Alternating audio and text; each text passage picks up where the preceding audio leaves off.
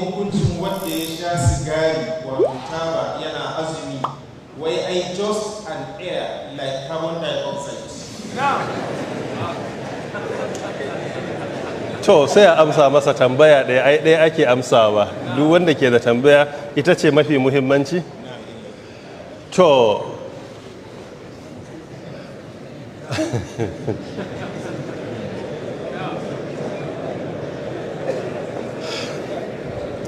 Sheikh Muhammad Saleh Al-Uthaymin Al-Wahibi At-Tamimi rahmatullahi alai a cikin littafinsa mai suna Fatawa Siyam a shafi na 203 zuwa 204 ya yi magana akan matsayin shan sigari ga mai azumi.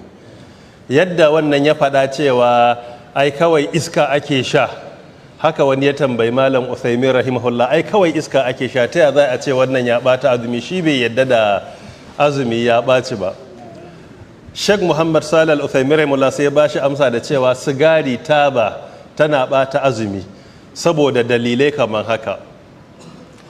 Dalili na farko ya ce shi ne cewa shi mai shanta, ai abubuwan da ke ɓata azumi daga ciki akwai ci akwai sha. Balarabi sai ya ce ya shirabu dukhan, yana shan taba, kalmar shurbi yake aiki, sha ne. Bahaushe me yake fada? Shan taba. Ruwa ya ake yi? Shan ruwa. Sai ya ce to ai duka sha ake yi. Na biyu ya ce halittar ɗan adam da Allah ya yi, in an sheki iskan sigari yana bin har cikin mutum inda abinci yake shiga, sannan yana yawo a cikin gangan jiki kamar yadda wani ɓangaren abinci ke yawo. Kula ga wannan sai ya ce tun da yana shiga jiki, na biyu iya tabbatar da cewa yana ɓata azumi. Na uku, mai yiwa mai sha ya ce ai ba ta da wani amfani wajen rage masa yunwa ko kishirwa, sai ya ce to ai abin da ke karya azumi ba sai iya abin da ke rage yunwa ko kishirwa ba ne, akwai abin da ma ke iya karawa. Har ya ba da misali a amsan tambayar da cewa wanda ya ɗauki ɗan ƙwayan carbi kawai sai sa a baki ya haɗiye, azuminsa ya karye ko bai karye ba? Ya ce azumin ya karye. Amma tare da wannan ƙwayan carbin ai ba abinci ba ne, amma da ya ɗauka ya sa ya karye azumi ko bai karye ba? Ya ce ya karye. Ko mutum ya ɗauki ɗan ƙaramin ƙarfe ya ce sa a baki ya haɗiye, ya karye azuminsa. Don haka ababen da suke karya azumi ba sa takaita da abin da ke rage yunwa ko abin da yake rage me yake rage kishirwa, har abin da ma zai iya ƙara yunwa da kishirwa akwai mai karya azumi. Daga ciki akwai harawa, ka kwakulo harawa da kanka babu dalili ai yana bata azumi. Kuma harawan ai wani abu ma ka rage daga jikinka ba karawa kai ba, amma azumin ya ɓaci idan da gangan aka yi shi. Sai yayi kuma nasiha cewa a watan Ramadan wata ne fa da ake son a ƙara kusanci ga Allah. Ta yaya za a yi bawan Allah kuma ya zo watan Ramadan ne zama har ana musu da shi akan saba wa Allah, har yana ƙoƙarin kare sabon Allah? Ita fa watan Ramadan fa kaman jami'a ne Allah ya yi don a mana tarbiyya na ƙara kusanci zuwa gare shi.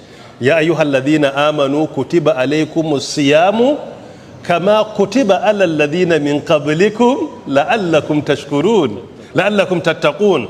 Ya ayyuhal ladina amanu kutiba alaykumus siyamu kama kutiba alal ladina min qablikum la'allakum tattaqun. Don haka manufar shine don a koya mana takawa, kamar yadda yake Bakara aya ta 183. Kaga sai ce la'allakum tattaquna, tabbas za ku samu takawa a Ramadana.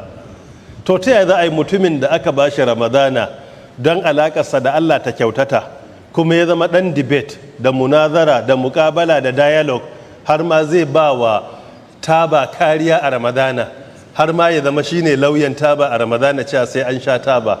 Bil hakika bai yi adalci ba. Ya dace ko da ma ba haramun bane a watan Ramadana tunda ba ta da amfani a batta.